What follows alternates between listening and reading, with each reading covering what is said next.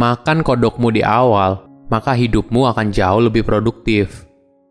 Halo semuanya, nama saya Michael. Selamat datang di channel saya, Sikutu Buku.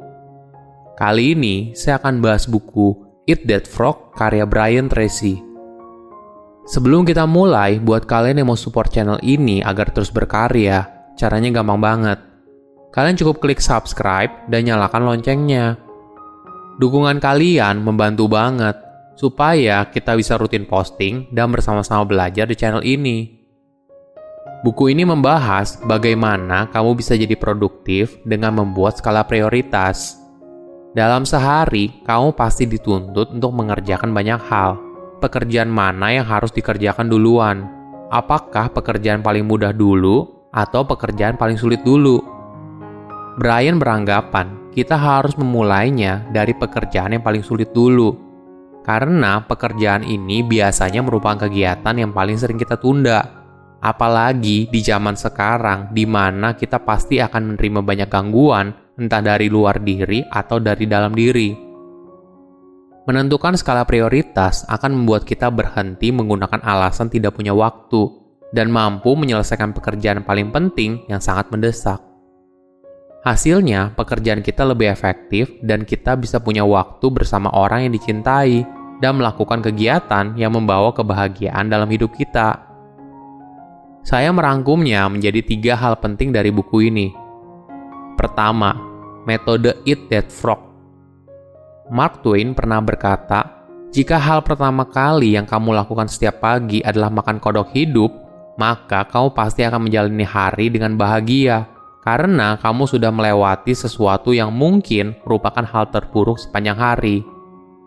Di buku ini, Brian menggunakan istilah kodok menjadi suatu tugas yang penting dan besar, tapi pekerjaan itu merupakan kegiatan yang paling malas kamu lakukan. Tentu saja, dalam sehari kita pasti melakukan banyak hal yang harus selesai di hari itu. Kuncinya adalah menjadikan hal yang paling penting dan paling susah dulu sebagai prioritas utama. Setelah itu, kamu baru melakukan hal lain yang kurang penting. Kebiasaan ini ternyata diadopsi oleh para pemimpin hebat di dunia. Sebagai contoh, Jeff Bezos selalu menaruh meeting paling penting di pagi hari. Karena itu adalah momen ketika dia akan membuat keputusan besar dalam hidupnya. Ada alasan lain kenapa metode Eat That Frog cukup efektif. Metode ini memberikan kita energi untuk menyelesaikan hal yang paling kompleks. Di zaman sekarang, pekerjaan penting pasti merupakan tipe pekerjaan yang menguras banyak energi dan pikiran, seperti membuat strategi, menulis, kemampuan problem solving, dan sebagainya.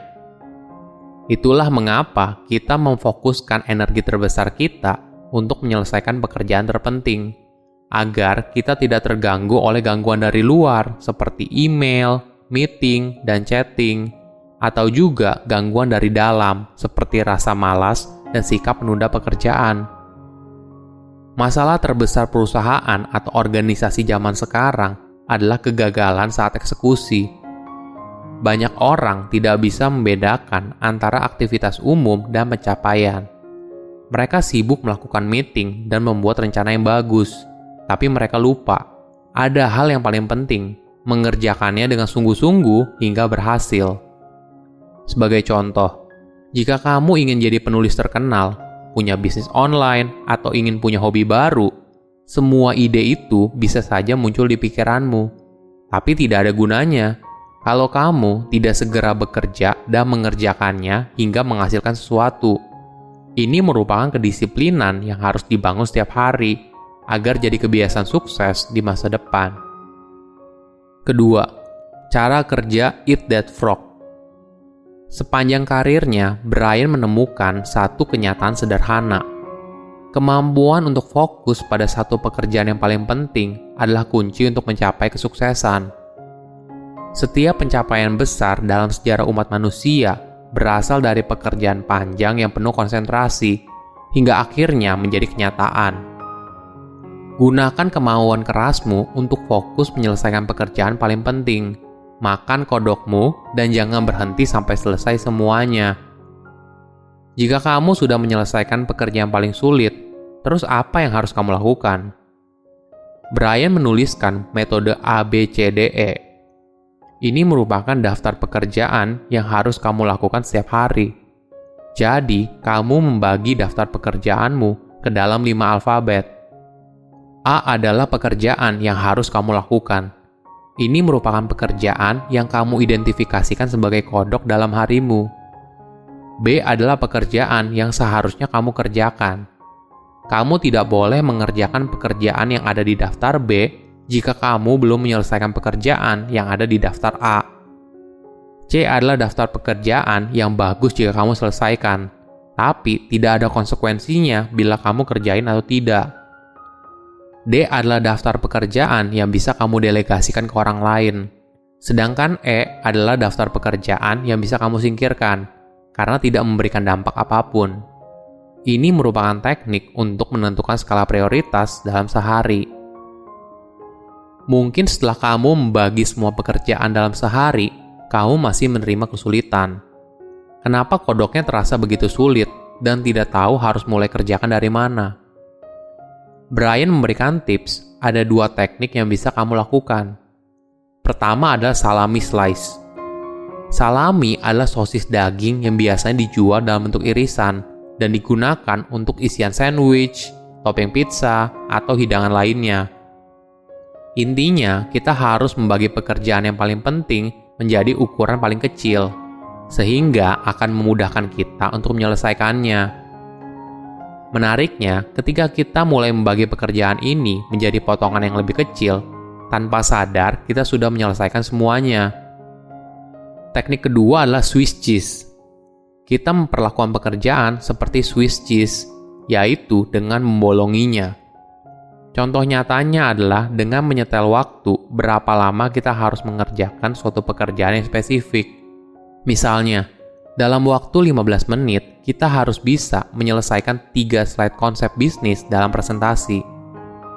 Teknik ini bertujuan agar kamu memiliki momentum dan rasa pencapaian ketika kamu berhasil menyelesaikan suatu pekerjaan penting dalam waktu yang ditentukan. Perasaan ini akan membuat kamu terus bekerja hingga akhirnya pekerjaan itu selesai. Ketiga, buat waktumu produktif. Ada penelitian menuliskan kalau rata-rata pemilik mobil menghabiskan waktu 500 hingga 1000 jam per tahun ketika berkendara dari satu tempat ke tempat lainnya. Walaupun kamu tidak mengendarai mobil, apabila kamu tinggal di kota besar seperti Jakarta, kamu pasti menghabiskan banyak waktu di jalan. Ini merupakan waktu yang sangat panjang dan bisa digunakan untuk mengembangkan diri. Itulah sebabnya Brian menyarankan kita untuk memanfaatkan waktu sebaik-baiknya. Kamu bisa menggunakan waktu ini untuk mendengar podcast, audiobook, atau bisa juga dengerin podcast si Kutu Buku. Jika kamu bisa memanfaatkan waktu ini dengan sebaik-baiknya, ini merupakan momen yang bisa mengupgrade diri kamu untuk mencapai kesuksesan. Jadikan belajar sebagai aktivitas seumur hidup. Tips lain yang bisa membuat kamu produktif adalah buat janji dengan dirimu sendiri. Charlie Munger, rekan bisnis dari Warren Buffett, punya kebiasaan unik ketika dia masih muda. Saat dia masih jadi pengacara, Charlie berpikir, siapa klien yang paling penting? Tentu saja, klien paling penting adalah dirinya sendiri. Itulah yang membuat dia menjadwalkan 1 jam setiap hari untuk dirinya sendiri. Dalam 1 jam tanpa gangguan, Charlie akan melakukan pekerjaan yang paling penting. Dan itulah yang membuat dia menjadi miliarder seperti sekarang. Kamu bukan tidak punya waktu. Kamu hanya tidak bisa membagi prioritas secara benar. Lakukan hal paling penting di awal, maka harimu akan jauh lebih mudah. Silahkan komen di kolom komentar pelajaran apa yang kalian dapat ketika baca buku ini. Selain itu, komen juga mau buku apa lagi yang saya review di video berikutnya. Saya undur diri, jangan lupa subscribe channel YouTube Si Kutu Buku. Bye-bye.